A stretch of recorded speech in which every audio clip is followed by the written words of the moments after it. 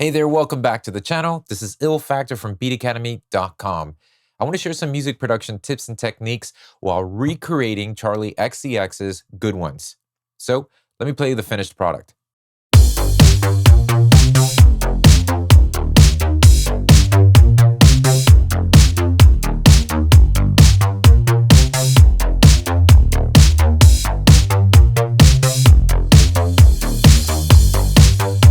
Now, the reason why I chose this song, even though it's just really the drums and the bass line, is I really like the texture and the sound of the bass in this song. So I figured I wanted to share how to recreate that sound with you.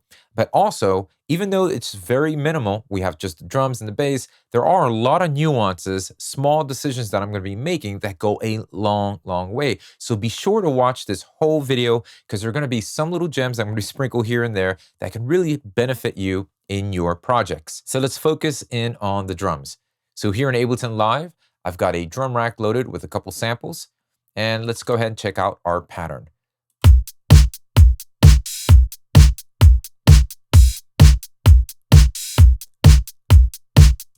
So it's pretty straightforward, a kick drum playing every quarter note, hi-hat every eighth note, and the snare drum is on the 2 and 4 beat of the pattern.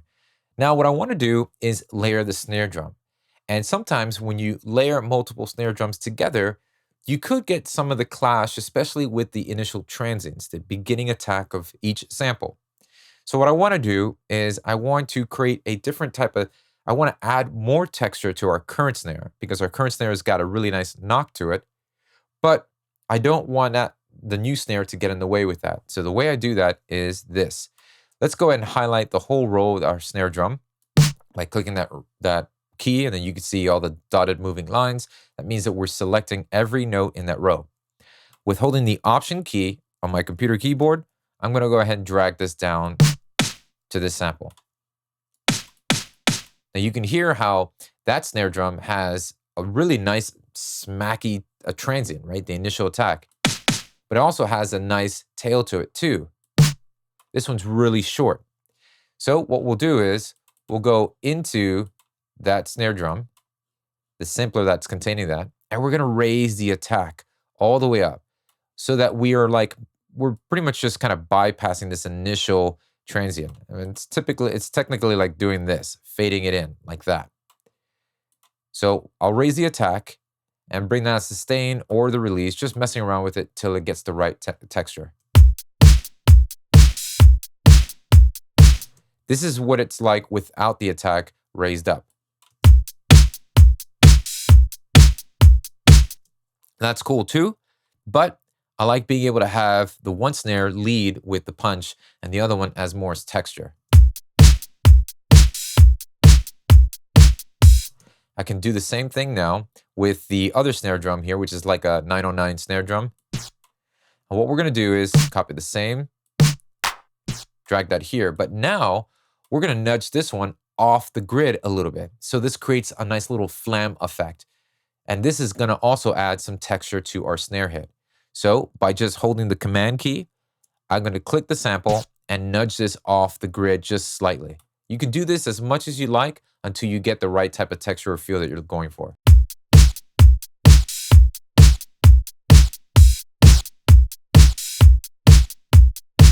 I also want to go to that snare drum and maybe shorten the sample, as well as use any onboard filters that your sample might have.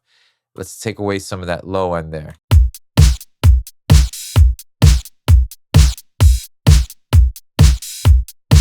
So this is without the other additional 2 snares.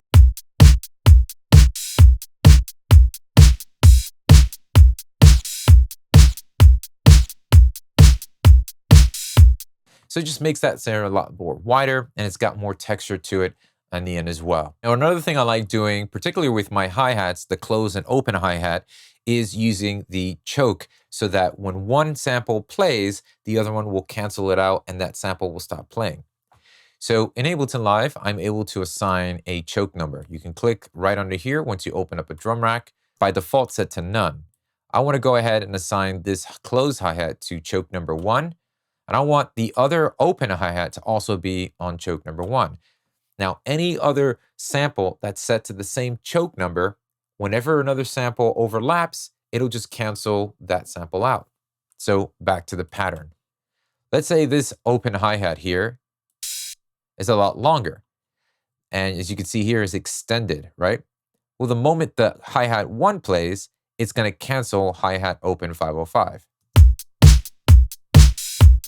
So it has that nice effect of like, so it's like you can have a long open hi-hat sample and then have it close right when you actually trigger a closed hi-hat sample. Could be really, really useful when you're incorporating more hi-hat samples that are lengthier in the actual length of the sample. Now with the pattern in place, I'm going to go ahead and do a little processing. So I'm going to use Ableton Live's Drum Bus plugin just to add some crunch here. We're going to saturate it with some drive, add some crunch. This is going to help just give some nice harmonics to the mid frequencies.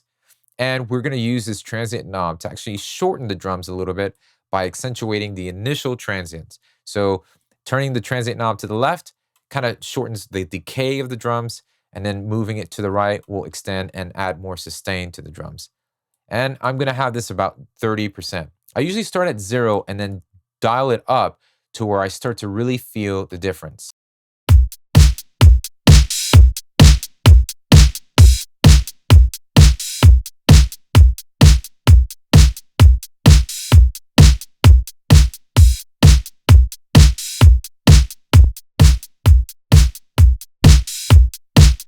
So just a little too much there. I can start dialing this down a little bit.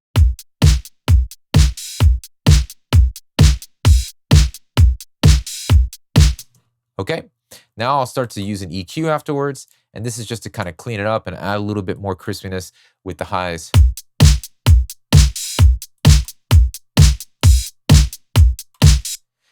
And then let's go ahead and just control a little bit of the dynamics of the drums entirely. And I'm going to use a free third-party VST plugin by Audio Damage called Rough Rider 3. Love this compressor. It does a great job of just getting some really nice smack out of your drums.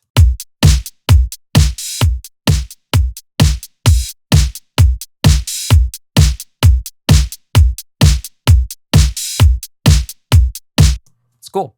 Now we're going to give a little space and dimension to our drums. So I'm going to send this over. I'm going to send the signal to my return track B. So I'm going to crank the send up here. On my return track B, I have a reverb, just a big room stock Ableton Live reverb plugin here. And I want to basically, let's go ahead and hit this by default. And I'm going to walk you through how I would tweak this reverb to kind of give a little bit more dimension so that the drums have a little more life to them and some depth. Now, that's too much. So I'll initially start with the low cut here. Oftentimes what I like to do is put an EQ before the reverb. So I'll put an EQ8 and actually control the signal before it goes into the reverb. And sometimes I'll actually like to use an EQ after the reverb as well. You can do the same type of processing here.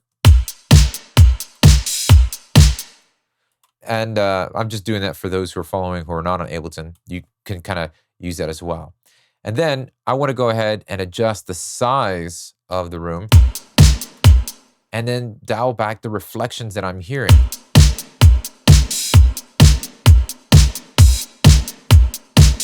And just make sure that the diffusion network on this reverb is accentuating a lot of taking away the highs.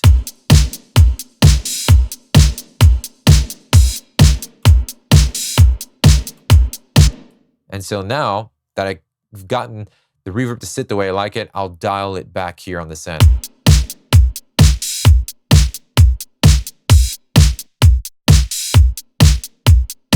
It's really subtle, and that's exactly what I was looking for. Just want some subtle presence with my drums. It goes a long way there. All right, now let's go over to the bass line. I love the texture of this bass. And if I had to visualize it, definitely has like a wide, rubbery type of sound to it. Right, that's what comes to my mind. So initially, I'm going to head straight to using a sawtooth. And the reason why is because with the sawtooth, you're starting off with a foundation that has more of that texture, that rubbery texture with, filtering it, or even when you have two sawtooths together, you can get that nice chorusy type effect. So let's start there. And for this, I'm going to use Serum. I'm going to use the VST plugin Serum, or you can follow along with any 2 or more oscillated synth that you might have in your DAW. So we'll start with that sawtooth, that basic waveform that we hear here. All right. Now what we want to do is probably start to add some unison. So I'll add some detuning to this. Let's try 6.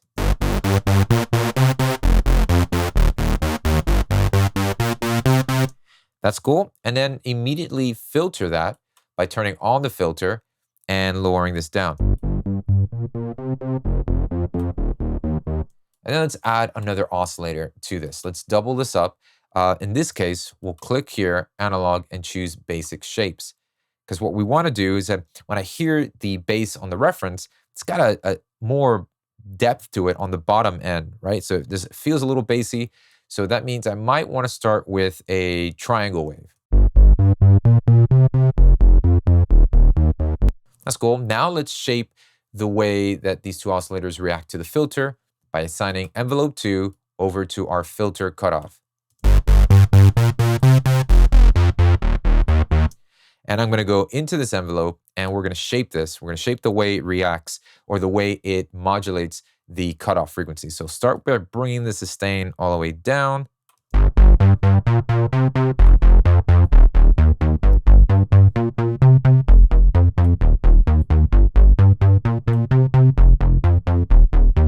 And I'm going to go to the envelope here, and that's shaping the actual body of the oscillators.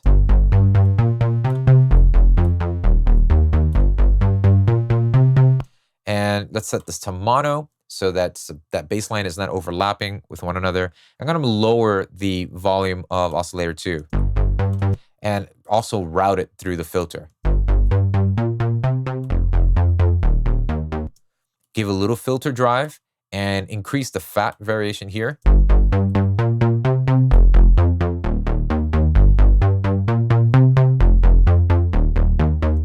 It's cool.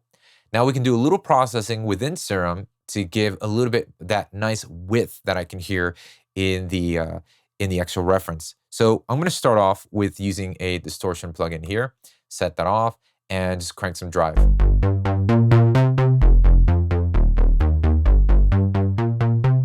And I think the majority of where that width and that sound comes from is from the Hyper Dimension plugin. So we're going to add some unison to this, and I'm going to increase the mix till we get a nice spot.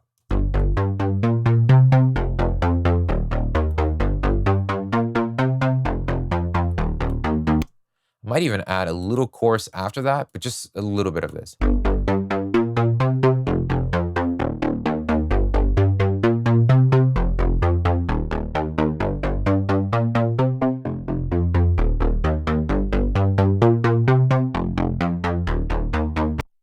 I could still use a little bit of shaping tone-wise. So I'm going to go to our audio effects folder in Ableton Live. I'm going to use an amp simulator here. I'm going to go to Drive-In Color, choose the amp, and drag that right and onto the Serum plugin. And let's head over to the bass amp. Anything else would actually get a little bit too much. So we'll go ahead, make sure we set the output to dual instead of mono, and let's just scale this up. That's cool there, or maybe a little bit more treble, some less presence.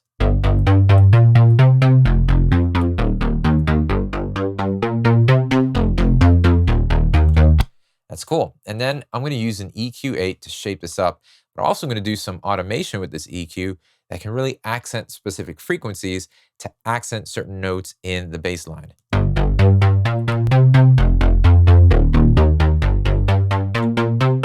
So I'm going to go ahead and just take a little bit off of the bottom end here. But this frequency that I'm hearing right here, I want to kind of do that. I want to boost that on the dun dun dun dun dun dun dun dun dun. I want to boost the EQ there. So what I'll do is I'll go here and right-click Show Automation.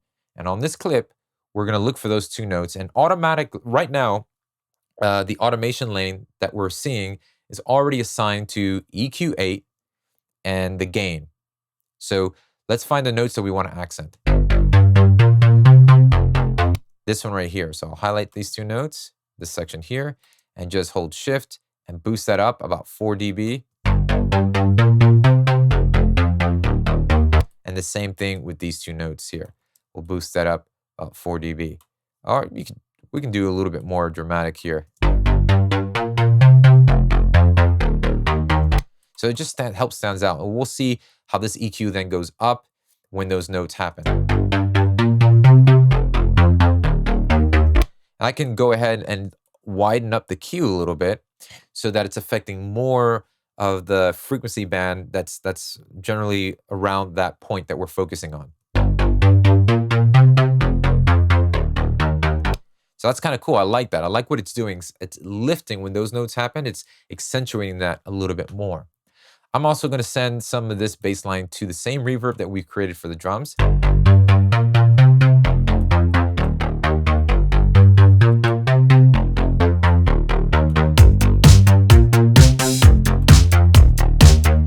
And I'll scale the amp down a little bit. Now I want to do some side chaining. So let's create a sidechain compressor, put the compressor on here, and then we'll hit the sidechain option and then choose the drum rack. And let's get it from our kick drum.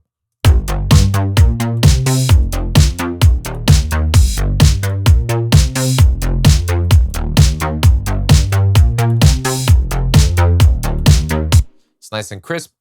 Now I want to do another EQ. This is going to be, though, specifically for mid-side processing. Okay, let's go and use the EQ. Now, why am I doing this? Well, I'm using this because I'm getting the sense of when I listen to the reference, and now this is becoming more of a personal decision. It's like, you know what I would like from this bass is that the side imaging or the width of this bass becomes a little bit more hollowed out, right? So there's some information in the mids. And what I mean by the mid side is that the information in the center is very low, mid, heavy. So I'm going to get this EQ8, go to the mode, instead of stereo left and right, we'll go to MS mid side, and I'll show you what I'm talking about. Right now in blue, right here editing, we're editing everything that will be dominant in the mid or in the center of the mix. So soloing this. Right, so I'm boosting that mid information, that low mid. But if I take that out, we're scooping this away from the mid. And because we dipped or scooped that from the actual center, it now has this hole and it makes the width or the side information stand out even more. I hope this makes sense. What we're doing is, think of it like this, the mid side, right? You have a whole spectrum, stuff that's on the side and the information that's in the middle. When you scoop information from the middle, the sides become a little bit more dominant. So I'm doing that because I think it's going to hollow out that sound and give a little bit more texture on the sides and make it feel even extra wider. I can click this and actually focus on what information I want to boost or reduce from the side information. And so vice versa, the same thing goes from the side. If I take away stuff from the side, that means that the center would be a lot more focused on.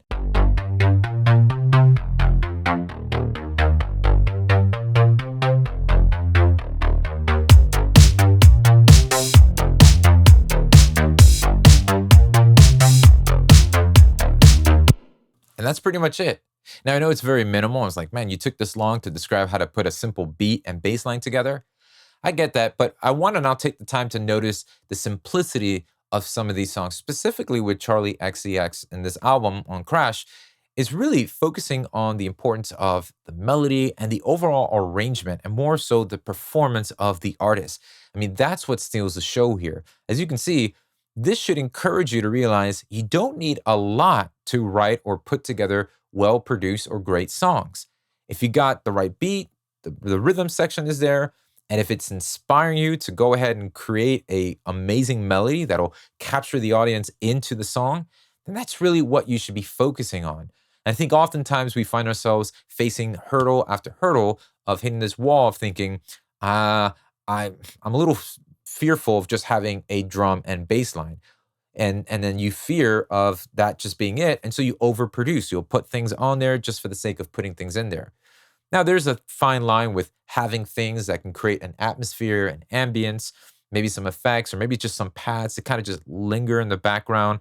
But yet, what's really dominating here, and if you listen to the song Good Ones, is really Charli, the focus and what she's doing and delivering those amazing vocals. And so that's something that we should keep in mind. This should actually encourage you and alleviate the burden that we sometimes place on ourselves, thinking that maybe I need to produce more. Maybe we just need another perspective on what we're currently working on that can help us see the big picture at the end of the day.